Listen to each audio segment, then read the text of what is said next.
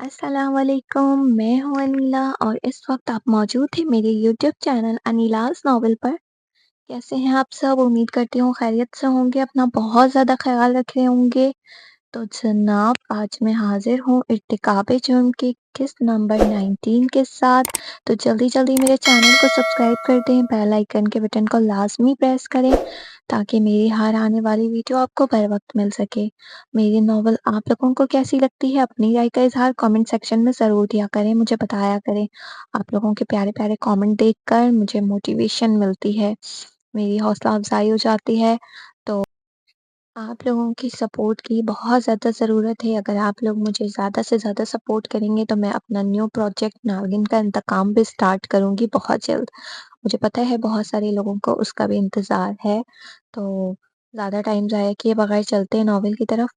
पहाड़ों के दामन में ठंडी हवा चल रही थी। परिंदों की चहचहाहट और हँसी मज़ाक की आवाज़ें कैम्प की फ़िज़ा को खुशगवार बना रही थी। तलबा मुख्तलिफ ग्रुप्स में तक़सीम होकर एक्टिविटीज़ में मसरूफ़ थे। कुछ लोग पेंटिंग कर रहे थे, कुछ बॉनफायर की तैयारी, तो कहीं हैंगिंग की प्लानिंग हो रही थी। रक्षंदा रक्षी हल्के नीले फ्रॉक, चूड़ीदार पजामा और सर पर दुपट्टा लिए सबसे अलग एक ठंडी चट्टान पर बैठी, हाथ में डायरी लिए कुछ लिख रही थी। उसकी आंखों में चमक थी, जैसे एक नई दुनिया से आशनाई हो रही हो। अरे मोहतरमा, इतनी संजीदगी से क्या लिखा जा रहा है? कहीं किसी को दिल तो नहीं दे बैठी? शर्मीन पास आकर बैठ जाती है। रक्षी चौंक कर हंसी। बस यूं ही पहाड़ों की खामोशी दिल से बातें करवा लेती है। अभी तो कैंप शुरू हुआ है और हमारी शायरा मूड में आ गई है। उसकी बातें सुनकर फिजा उसे छेड़ती है। तुम दोनों को तो बिल तुम दोनों तो बिल्कुल पागल हो। मैं यूं ही किसी के प्यार में थोड़ी पड़ जाऊंगी। रक्षी इतराकर कहती है। तो फिर इसका मतलब तुम कभी प्यार नहीं करोगी? शर्मीन ताज्जुब से पूछती है। क्यों नहीं, जरूर करूंगी, लेकिन मैं पहले उसका बैंक बैलेंस देखूंगी, उसके बाद ही प्यार करूंगी। तुम लोगों की तरह मिडिल क्लास लड़कों से दिल नहीं लगाने वाली मैं।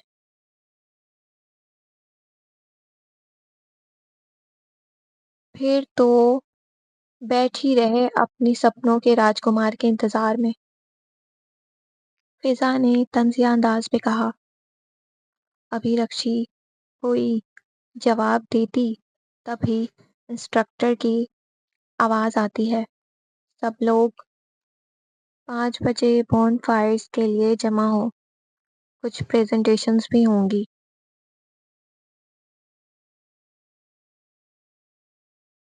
रक्षंदा अपनी जगह से उठते हुए मुस्कुराई।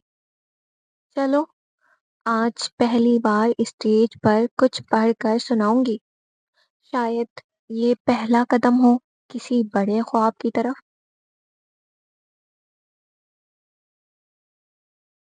क्या बात है, चलो फिर हम भी तुम्हारी तालियों से हिम्मत बढ़ाएंगे, मिस राइटर साहिबा।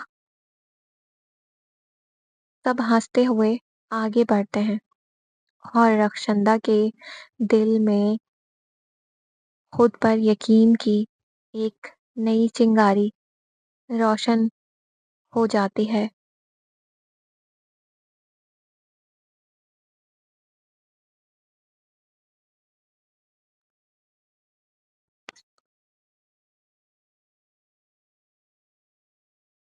کمرے کی کھڑکی سے شام کی نرم دھوپ اندر آ رہی تھی۔ کشمالا سفید لباس میں ملبوس اپنے بستر پر نیند دراز کان میں ایئر فون لگائے مسکراہٹ دبائے فون پر بات کر رہی تھی۔ کشمالا، سنو، بہت جلد مما اور ڈیڈ تمہارے گھر آنے والے ہیں، عائد دوسری جانب سے کہتا ہے۔ واقعی؟ مگر اتنی جلدی؟ کشمالا حیرت اور خوشی سے ملے جلے امتزاج سے کہتی ہے۔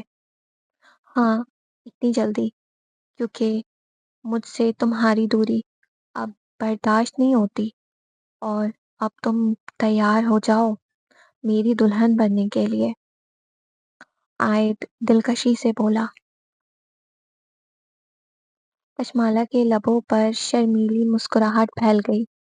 وہ پلکیں جھپکائے ہولے سے بولی، عائد، تم خواب تو نہیں دکھا رہے نا؟ نہ جانے کیوں دل میں انجانا خوف تھا۔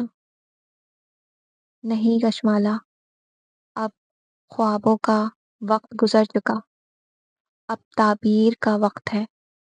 میں چاہتا ہوں کہ تم میری زندگی کی سب سے حسین تعبیر بن جاؤ۔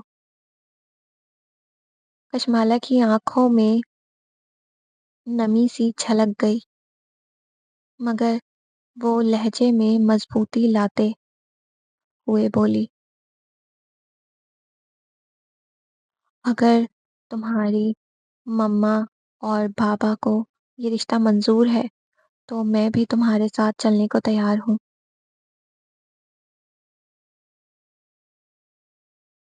کشمالا نے فیصلہ کن انداز میں کہا،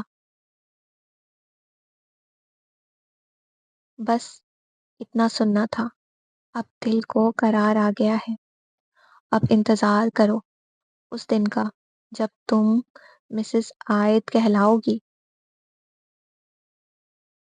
فون بند ہونے سے پہلے دونوں کی ہنسی گونجتی ہے، ایک نئی شروعات کی نوید کے ساتھ۔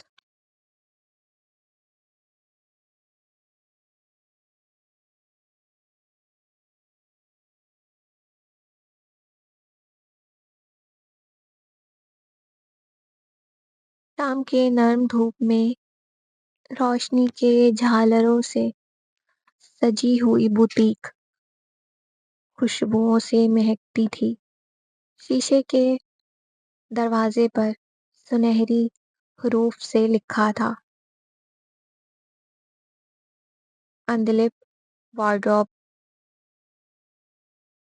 باہر ریڈ کارپیٹ بچھا تھا، اندر ہر طرف سفید اور گلابی پھولوں کی آرائش کی گئی تھی۔ دیواروں پر اندلپ کی تیار کردہ کپڑوں کے دلکش خاکے آویز تھے۔ ہال خوشبودار اور روشنی سے جگمگا رہا تھا۔ اندلپ ہلکے گلابی رنگ کے نفیس لباس میں نہایت خوبصورت لگ رہی تھی۔ اس کے چہرے پر خوشی اور گھبراہٹ کا حسین امتزاج تھا۔ عشر اس کے ساتھ کھڑا تھا، فخر سے اس کی طرف دیکھتا رہا۔ تم نے کر دکھایا اندلپ، تم واقعی بے مثال ہو، عشر نے دھیرے سے کہا۔ اسی لمحے حسن صاحب نے کینچی پکڑا اور اندلپ کے ہاتھ میں تھمایا۔ سب کے سامنے اندلپ نے کانپتے ہاتھوں سے فیتا کاٹا اور چاروں طرف تالیوں کی گونج چھا گئی۔ ریحانہ بیگم اور حسن صاحب کی آنکھیں خوشی اور جذبات کی نمی سے لبریز تھیں۔ برسوں کے صبر اور آزمائش کے بعد آج ان کی بیٹی کا چہرہ حقیقتاً مسکراتا دکھائی دیا تھا۔ مندلپ کی آنکھوں میں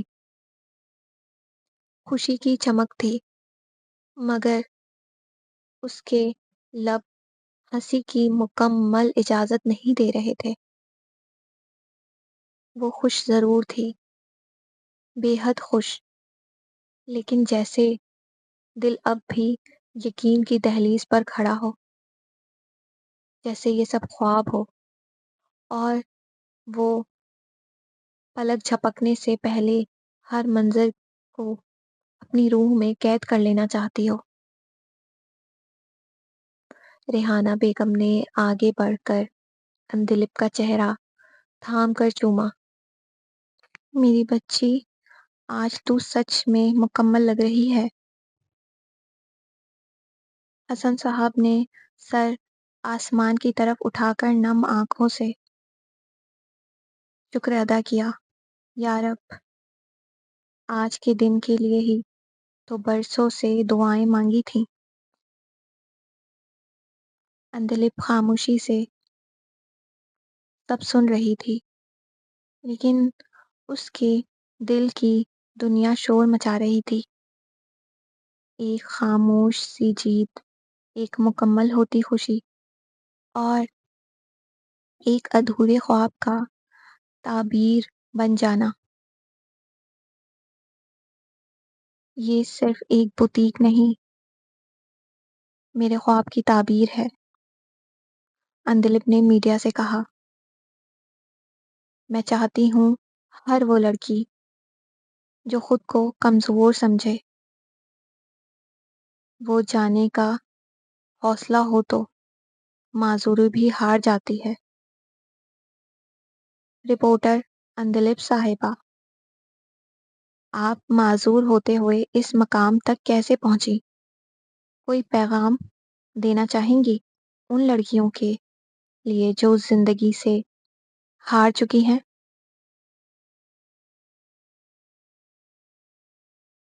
معذوری جسم کی ہو تو انسان چلنا سیکھ لیتا ہے، لیکن اگر حوصلے معذور ہو جائیں تو زندگی رک جاتی ہے۔ میں ہر اس لڑکی سے کہنا چاہتی ہوں جو خود کو کمزور سمجھتی ہے کہ تم وہ چراغ ہو جو تھوڑی سی ہوا سے نہیں بجھتا بلکہ اندھیرے میں روشنی بکھیرتا ہے۔ معذوری رکاوٹ نہیں، ایک آزمائش ہے، اور ہر آزمائش جیتنے کے لیے ہوتی ہے، ہارنے کے لیے نہیں۔ اندلپ نے پر اعتمادی سے کہا۔ مس اندلپ، آپ کی کامیابی واقعی قابل تعریف ہے، لیکن ہمیں یہ جاننے میں دلچسپی ہوگی کہ آپ اس کامیابی کے پیچھے سب سے زیادہ کس کا ہاتھ ہے؟ رپورٹر مائک سامنے کرتے ہوئے بولی۔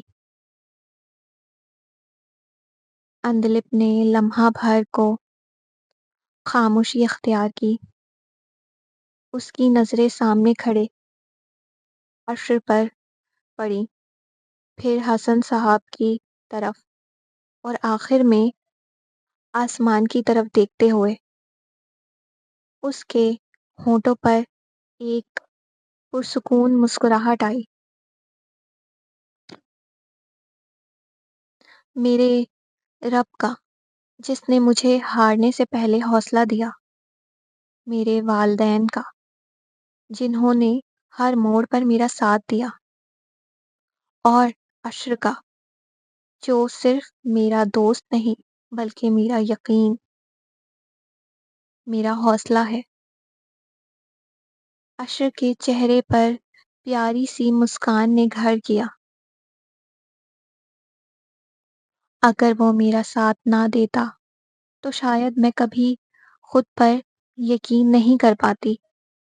میری کامیابی صرف میری نہیں، ان سب کی ہے جنہوں نے میرا خواب اپنا مانا۔ اندلپ نے آہستہ سے مزید کہا۔ بھیڑ تالیوں سے گونج اٹھی۔ کیمروں کی روشنی اندلپ کے چہروں پر پڑتی ہے، جو فخر اور حوصلے سے دمک رہا ہوتا ہے۔ آج کے ایپیسوڈ کا اختتام ہوا، تو آپ لوگوں کو یہ ایپیسوڈ کیسی لگی؟ اپنی رائے کا اظہار کامنٹ سیکشن میں ضرور دیجیے گا۔ میں انتظار کروں گی، آپ لوگوں کے پیارے پیارے کامنٹ کا انتظار رہتا ہے مجھے۔ تو ملتے ہیں اب نئے ایپیسوڈ کے ساتھ۔ اپنا بہت زیادہ خیال رکھیے گا۔ جمعہ مبارک۔ اللہ حافظ۔